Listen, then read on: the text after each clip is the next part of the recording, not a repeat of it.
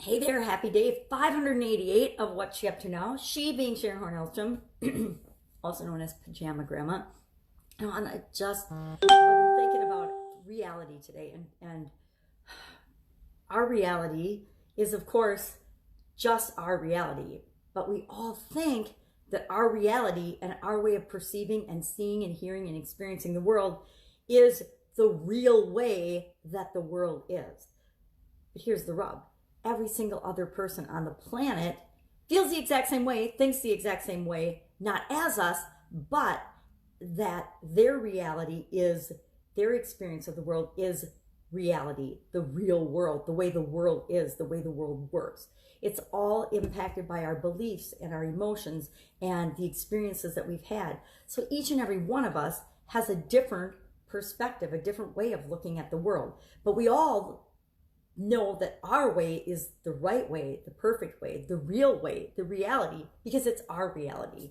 It's kind of fascinating. It makes the world really interesting, but it also sometimes makes it difficult to navigate, especially when we're interacting with and dealing with other people and attempting to help other people solve their problems. Well, it's pretty hard to really get inside the head of someone else when we really can't get inside the head of anyone else, because we only can see and experience this world, this life, through our own senses, through our own reality. And so working on the One Funnel Away challenge in the last couple of days, this whole week is all about stories and how do you tell stories so that people can relate to you and have epiphany bridges and epiphanies and aha moments and understand what it is that you're trying to share with them and tell them about.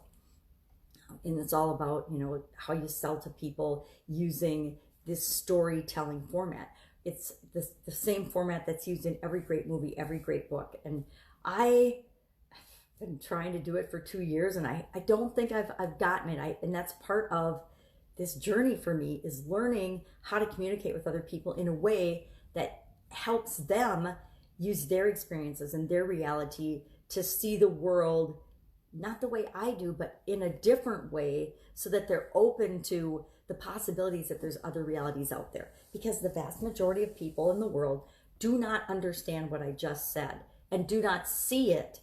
They don't see that they're experiencing life through their filter, through their lens, through their own sense of reality, and assuming that that's the way the world is. And I say this because my ex-husband and I would have huge fights about this, because he would only see the world through his lens and his reality, and had a really hard time understanding the way I saw the world, because we see the world very differently. And although we had similar core values in some areas, we definitely clashed and didn't agree in others.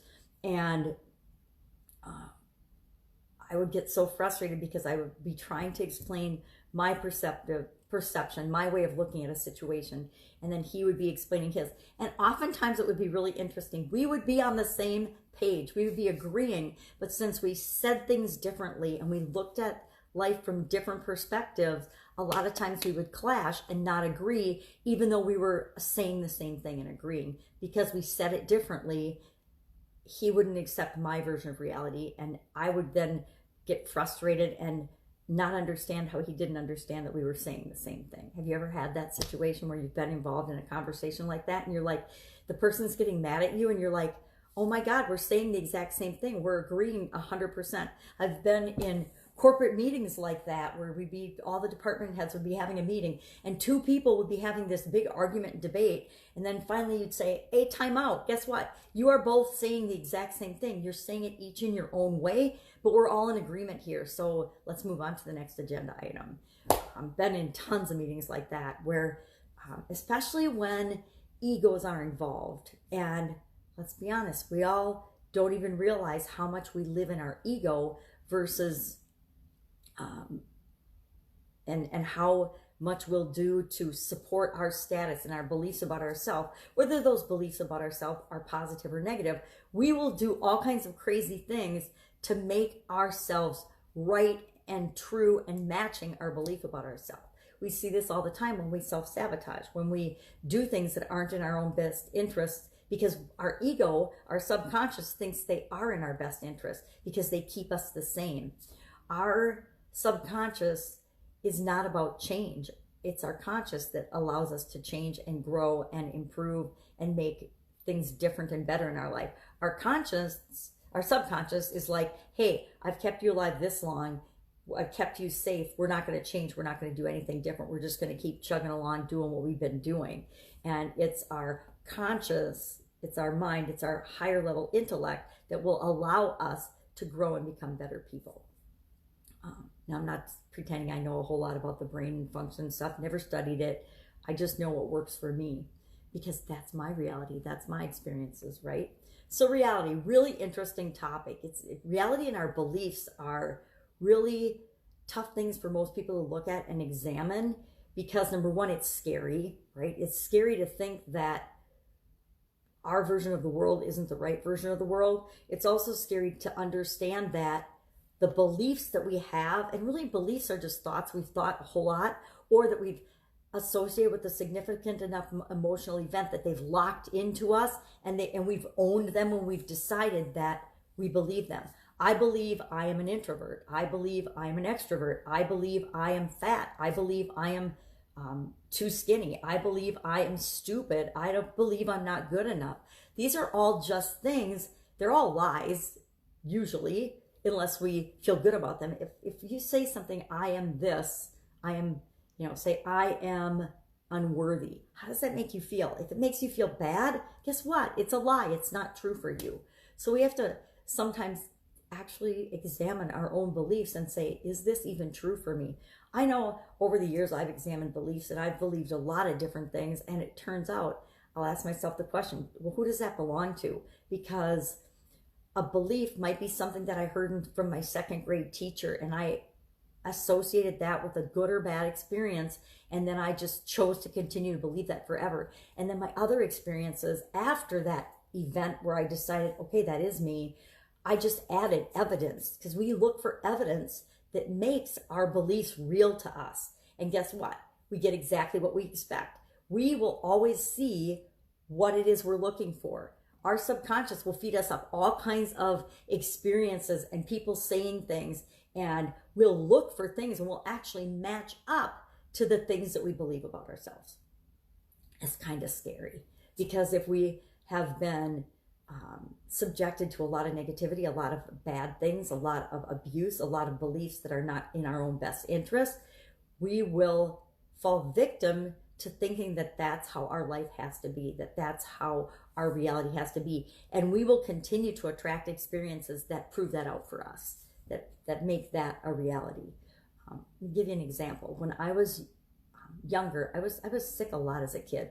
I had tonsillitis and all kinds of things like that. And I couldn't really talk a lot of the time. I think every few months I would get tonsillitis, and then I would get infections really easy. So if I got a cut or a scrape, which I was a total tomboy, so I was always out rough and tumbling and getting scraped knees and bruises and stubbed toes and stepping on nails and ripping my face open on a tricycle. So I was always doing things like that. And I was always getting infections and having to take antibiotics and things.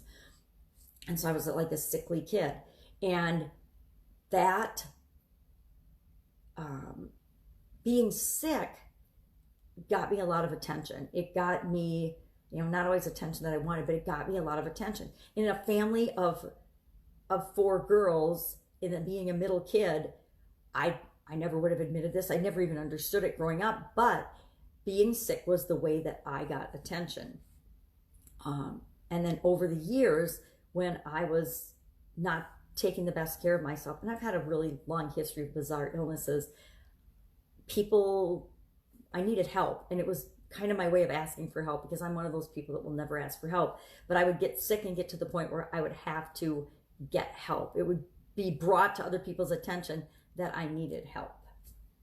And so it all goes back to somehow that was a way that I got attention. And I'm just admitting that now, because I never even thought about it until now. It's like, yep, it was all about attention and being seen in a world where a lot of times we don't feel like we're being seen. Interesting. Just discovered something new about myself. Wonder what that's got to do with my vision. I'm gonna have to do some more deep-seated psychological work on myself. Like, I have the ability to do that. So reality, what's your reality? And just know that everybody else has their own reality. And the reason I was thinking about this is because it ties so much into storytelling and the way that we tell stories so that other people can relate to them. It's like when an author writes a book or a movie paints a picture and tells a story. If they do a good job of doing it, we put ourselves in the role of the hero or heroine in that story. And when we feel ourselves doing that, then we know that the author has done a good job pulling us into the story.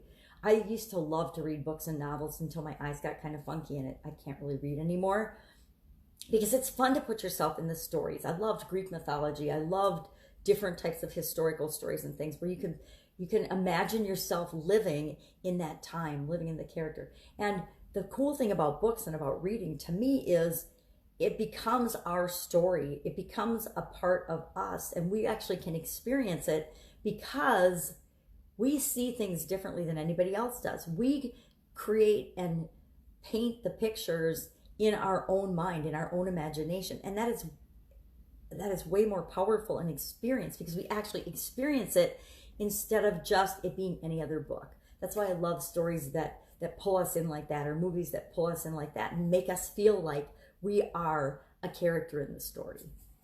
So that's why I was thinking about reality and things like that today.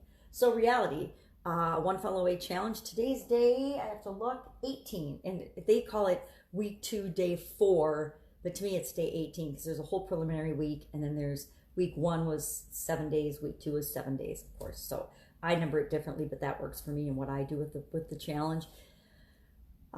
Today is all about hooks, hooks, hooks. And I just remember that because it's the end of the storytelling week. Because I've done the One Funnel Away Challenge before and taken groups through it. I love this. This is really a fun one because it's how do we get attention in such a noisy world? Our world is so much noisier. I was talking to my daughter. We went for a walk last night, and I was telling her, how much more fun life was for my parents than it was for my ex-husband and I being parents and raising kids. And we had a ton of fun. Don't get me wrong. We were fun parents. We did a lot with our kids, but it wasn't as not stress-free, but it was a lot less stressful when my parents were raising us, and maybe my dad would say otherwise.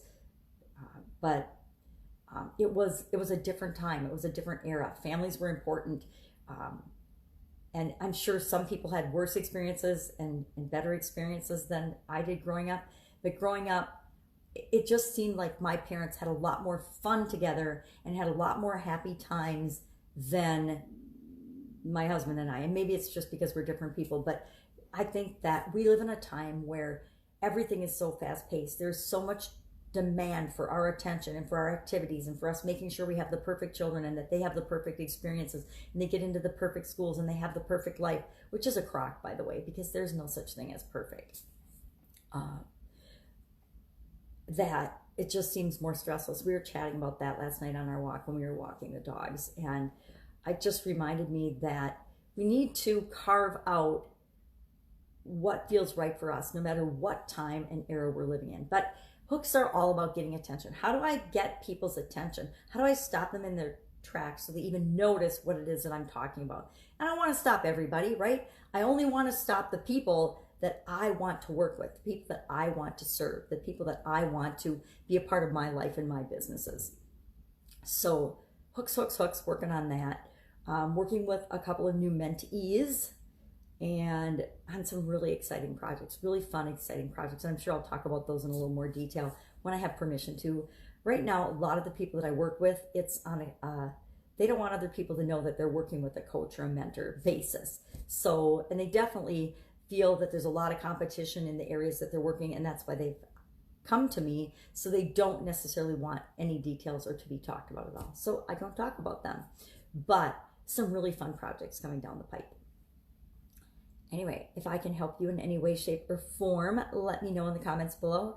Otherwise, just keep sharing what's working, what's not working, what pops into my head as something that's important that a lot of us don't see. And reality is a biggie. It's a biggie. We all think that the world revolves. Well, the world does revolve around us in our reality, but it also revolves around every other person on the planet because they're living in their little reality. It's kind of like we're all running around with these little reality bubbles around us, and they run into each other sometimes and they overlap and they interlace with other people as we have experiences with other people. But for the most part, we're all running around in our own little reality bubble. It's kind of a good way to look at it. I'm going to look at it that way today and see what that does for my perspective. You may go out making an amazing day. March to the beat of your own drum. I just found this sitting on the floor. I'm like, oh, that's kind of cute. I'm going to put that in my background today. I like to put funny things in my background sometimes just to see what people notice or don't notice. And if they, I think it's kind of fun. Maybe it's just me, but it's fun for me, so I do it. Because that is my reality. Go out, make an amazing day. I will, of course, be with you tomorrow. Bye. Take care.